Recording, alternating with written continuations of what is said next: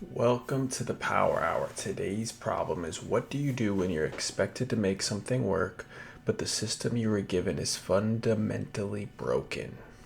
This is a powerful one because I'm sure a lot of us run into these situations where you're kind of told to do something like a task and it's just not good from the start. Like, I think at work is really where this stems from.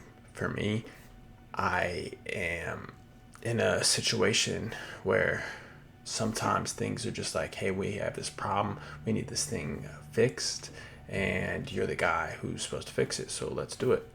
And when you're in a technical spot where you're the person who's supposed to know how to do something and you know how to do it, like you know how to achieve these things, you kind of need to step up and speak up and kind of like pump the brakes if the brakes need pumped and be like, hey, this might need this, or this, we might need to look at this first, or we might need to look at this. And sometimes it can be tough when things just are pushed along and you don't have all the pieces yet or all the information. But breaking things down and explaining to others what is needed to achieve the goal can sometimes save you a lot of headache, because I'm sure we've all been in a situation where you get a task, you start working it, and now there's problems. There's lots of problems, and you got to figure out how to go from there. So, my real thought on this is like, if you have something where the system is broken already and you know that, there's a couple different ways you can work. So it's like, you either just persevere and you push through and you just deal with the frustration, and you keep trying and you keep attempting, and you have to find, oh, hey, this thing's broken now. I gotta go back and ask this person and work through this, and oh, I fixed that, but now there's another thing. That can be frustrating. That can be a tough time. So I often like to really fix it, because I'm one of those people that just likes to just go in and fix the problem, and it doesn't matter how long it takes. But that can be tough on you. So really coming to terms with the fact that not everything is controllable and fixable from the start is powerful. So if you can accept that, hey, I might not have all the pieces to make this successful, but I can communicate.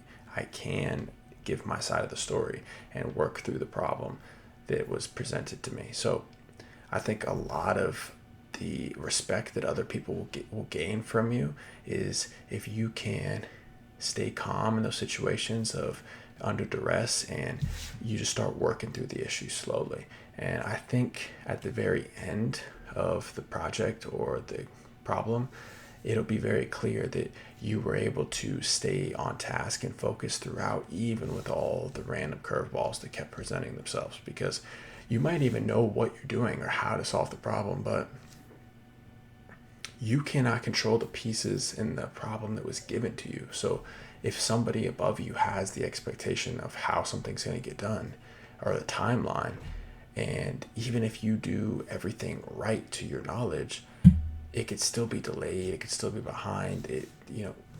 Not everybody always understands exactly what it is that you're doing. So I think just staying control and calm of what you can control is vital to success in this situation. So let's use an example here. So if you're expected to make a building built, right? Let's talk about construction for a minute.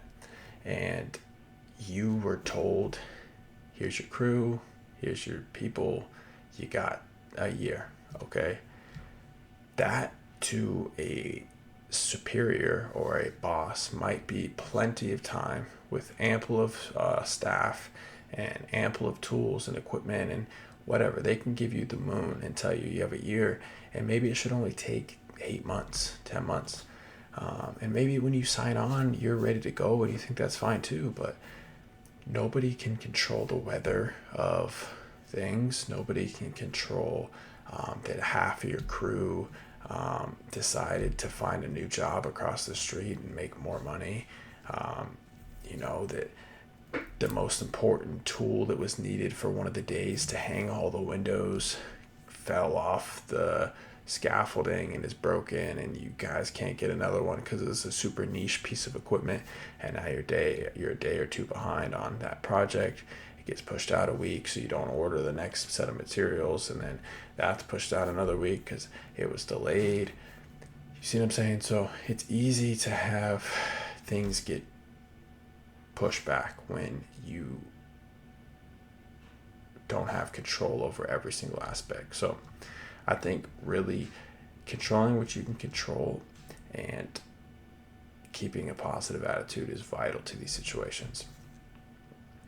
What I also like to focus on is not just like forcing the execution and dragging out your frustration, but also it's knowing that when you have the wrong gear and you have the wrong tools to achieve the mission, you have to be forthright with that.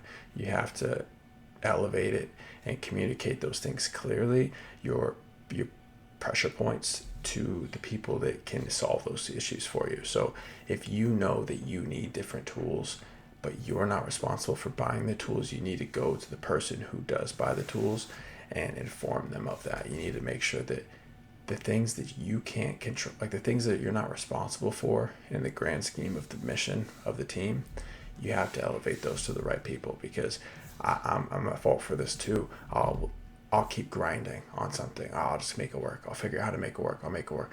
I spend 2 days working on trying to make it work when I could have just gone to the person and bought a new piece of equipment that would have worked right away. So it's important to address the things that you can, but then make sure you leverage others who can use their specialty to achieve the goals for your team.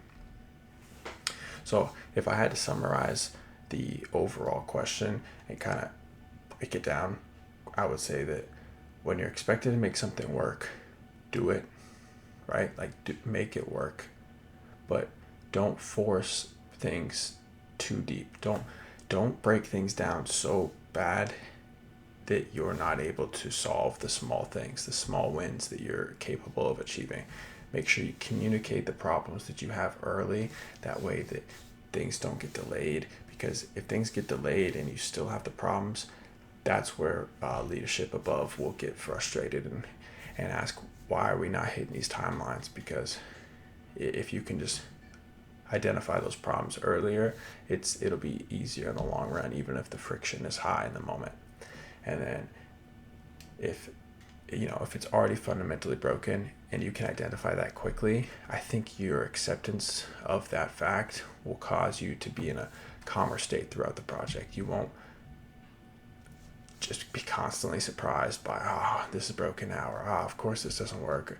If you can just set that expectation up front that, hey, this is one of those things that we're going into that's going to have some issues, it'll make things a lot better on your conscience throughout the project. And if the inputs are wrong and you're working harder just makes more time wasted, then you need to re-identify the problems that you have, and maybe that's include other people into the discussions, or you just regroup with the people that are above you who gave you the guidelines.